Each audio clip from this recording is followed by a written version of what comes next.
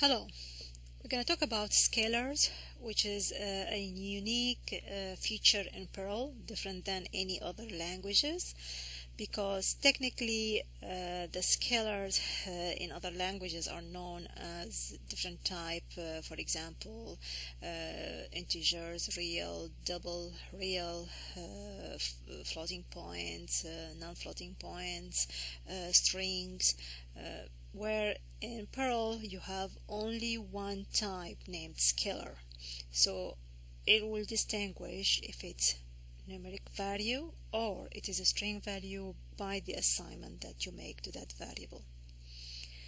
So as numbers, you have to remember that always is double precision floating point any number that you put in Perl.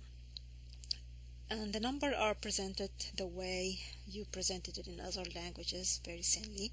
For example, number 2 as an integer, 3.5, it knows it's real, minus 5.01, also scientific notation like the E, you can use it either lowercase or uppercase, it doesn't matter to Perl. Also, it presents non-decimal numbers, for example, the octal starting by the 0, the hexa by starting with 0x, lowercase x, and the binary by starting it with 0b and then followed by the numbers 1 or 0. So it takes the regular operations that we know in any math operations, from plus, from multiplication, from the parentheses, the way that you want it. We have to remember that Perl works mainly on strings, so really numerical numbers and mathematical operations is not something very unique to Perl, where the uniqueness is working on text and files in general. So if we want to talk about the strings, we can think about the strings as a sequence of characters, any byte from any length. And so strings literal can be single quoted, so like foo, simple quoted, long string with a space in between. Now if I'm gonna use like this, don't leave home, since I want to use the code as part of the operation, I have to put the backslash. So where even if I'm trying, this one will not be interpreted in single quotation. To be able to have manipulation or to be able to interpolate what is written inside a string, you have to use the double quoted strings. So in this case, hello slash n, we know it's a new line. Cook slash t sprite, it knows this is a tab. We have the slash r, we have any other type of known characters that we use in other languages. So somehow I can think about the double quotation is the best way to represent the strings, so I will avoid really using the single quotation. Let's consider it more code, more powerful. Also I would think about the slash. It takes away the power of the string, as if clipped onto supermar. So in this case, whenever there is a slash, it stops the operation and know that this should be interpreted in the way it should be: tab, new line, etc. What kind of operators we can work on strings? We can do concatenation by using the period. So here, Fred concatenated by space, concatenated by Flintstone. If I don't put the space here, those two words will be bumped into each other. Replication, if I say hello x3 will multiply hello 3 times. The same if I say hello x 3.5 will truncate this one to 3, even if it was 3.9, will truncate it to 3 and multiply 3 times. Now if I multiply it by minus 1, we'll know that this is a 0, so the result will be 0, an empty string. Scalar conversion, it automatically knows when it should use the number as a number and when it can use it as a string. Here 13 plus 4, it does the operation, it sums it up to 17. Now when it sees the period, it knows that it's going to concatenate 17 with monkeys, no space, as a string. So we'll convert it to strings and we'll add it together. Can be used the strings as a number too. Here for example, when it sees this one, it knows that you meant to put a number, not a string, so we'll divide it by 3 and the result will be 4. Here when it sees it, we'll understand that maybe you made a mistake here, so we'll keep doing and working what's supposed to be done. 12 over 3, 4, and we'll ignore the phrase, so we'll give you the number 4. Here, since there is no number, we'll give you a result as 0. Warning: you can add the statement at the beginning of your program. Use warnings to give you some kind of warning about misusing some of the places. For example, you used strings in place that should be numbers, so it gives you this kind of warning. Or you can use it from the beginning with the pass to the Perl to add minus W. Also, there is diagnostic, will give you more full report of what you are making a mistake in it. Bring you the paragraph from the help, Perl help, with all the details about what kind of error you did. Now, the scalar variable, how can be assigned? With using the $sign and then followed by any letters, digit, underscore. And it doesn't matter to Perl is it lowercase or uppercase, but it is case sensitive. So this variable or scalar $freight is different than $freight. So those are two different variables.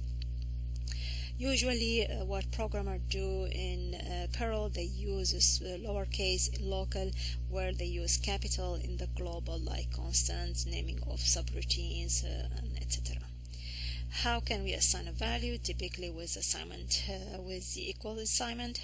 So for example, here scalar A equal to 3, scalar B equal to 3 plus 2, 5, B equal to 5 multiplied by 4, 20, and this is exactly equivalent to the any type of combinations of the operators. So it's here what we will do, we'll add the original value of B, we'll multiply it by 4, which is 5 by 4, and we'll add the result into B. So this is the explanation of this assignment. The simple output, so the print text a comma separator list of the value. So here for example I have the scalar x, which is equal to says 7. I am printing hello, the answer is, comma, the value of x, which is 7, and then I am saying a new line. I don't really have to do all this. I can put it all together, and Perl smart to know that this is a string and a printed, then we'll bring the value of x, which is 7, and this is a new line, and that's it. So it can interpolate what is inside the print statement. What kind of comparison operators we can do? Since Perl doesn't distinguish between numbers and strings, we have different sets for the numbers and for strings. The typical one, which is equal, which is double equal, because we already used the equal for the assignment, not equal, less than, bigger than, less than and equal, bigger and equal. For the string, equal, not equal, less than, greater than, less than and equal, greater than and equal.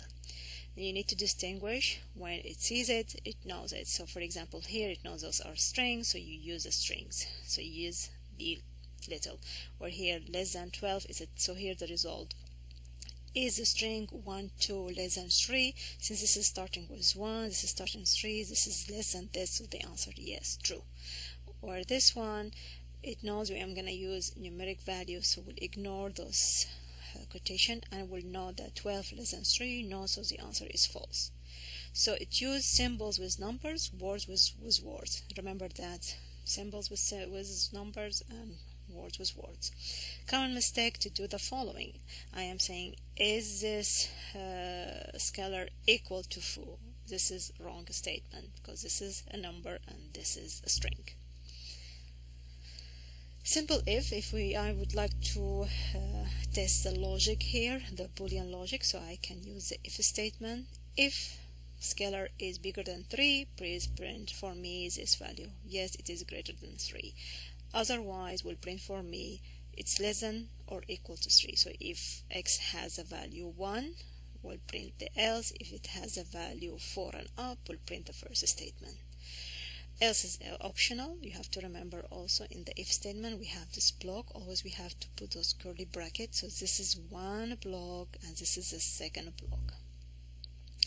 And this is to distinguish the dangling else problem we see, that always says that the last else, the else that will be stuck to the last if in the statement. So here we don't have this problem since we have this curly bracket. Again, if I want to know really what the value of true and false in Perl, it's different than the other languages. We don't have true or false or 0, 1. It just knows how to do the boolean, but you don't get a hold on the value of false or true. So here, for example, if I create a scalar is bigger and put this operation x bigger than 3. So if it is big, we'll have a value true. Now, if it's true, do the following. So what is true and false? We have a for value if it's false, if the value of is bigger is 0. If it's empty string, if it equal exactly to the string that hold the value 0. Or it's undefined. We're going to talk about it later. So those are the value that always will hold the value false. Anything else will be true. That means if is bigger is 0.7, 0.9 will have the value true. So you cannot count on the specific value of true, but forget about it, it's gonna work. So the opposite, if you want to test the opposite logic, not true. So if it's not true, do the following. So this is the way that you're gonna use it. How can we input value from the keyboard? We can use the following statement. From the standard input, enter the value. This is a way, all of it uppercase, start with a sign less than, end with a greater than, with a semicolon, and you are saying bring the value from the keyboard to the scalar x, and by using another enter you can enter a new value. And this is a problem that's gonna add a new line at the end. So to remove the new line you have to use a function shump x. So in this way you can also combine those two together, shump x from the value that you input. So we'll input whatever you entered from the keyboard, string or number, then we'll take off the new line at the end. And you have to remember that those parentheses are needed because this is a function. Simple loop, we can use a while loop. So here I initialize the count value 0, and we'll see that that doesn't need it in Perl. Perl always will give any scalar a value of 0 if it's number and empty string if it's string. So you don't have to initialize, and this is safe things to do in Perl. So you can rely on it completely and will not throw an error if you do that. So in this case I'm saying is it less than 10? It is. I am adding 2 counts will become 2. I am printing, so I'm going to print 2, and the loop will go up again. Is 2 less than 10? It is. Add another 2, become 4. I print 4. Go up to the loop. Is 4 less than 10? It is. Add another 2, 6. We'll print 6. Go to the loop. 6 is less than 10. It is. Add another 2. 8. Print 8. Is 8 is less than 10? It is. Add 2. 10. Print 10. Go to the up.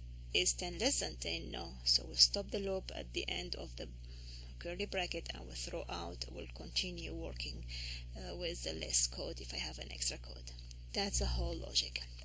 As I said, you can execute it 0 time also.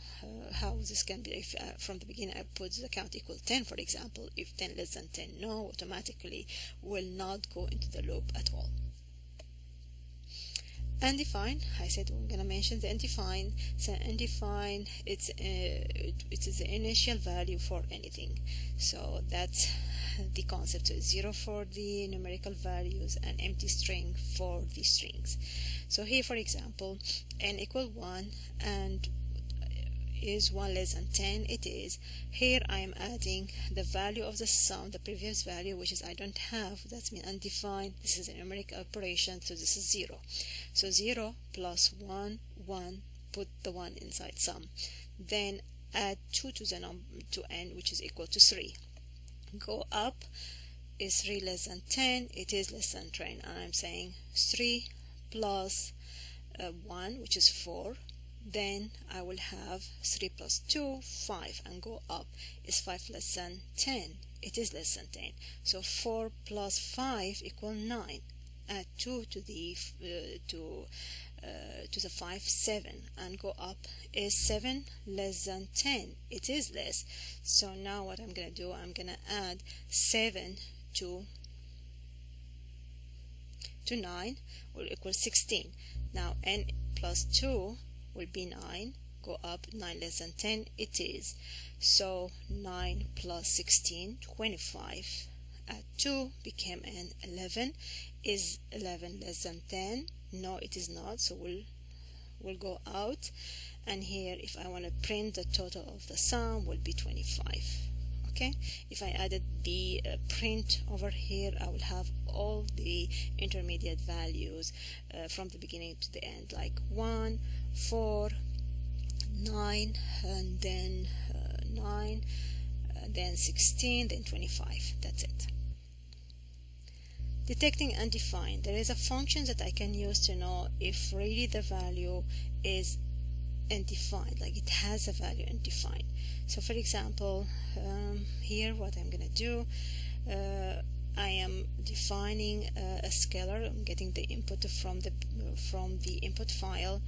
If it's defined, what we'll do, got a line, and we'll get a line and we'll print the line. Otherwise, print it is end of the file. So we'll continue printing whatever I am printing until I close the file. When I close the file, it's undefined the line anymore. So we'll print out it is end of file. And in Windows, you close a file by using Control Z. In Unix and Mac, Control D. And that's it for the scalar. And we'll see you after this presentation with list and arrays.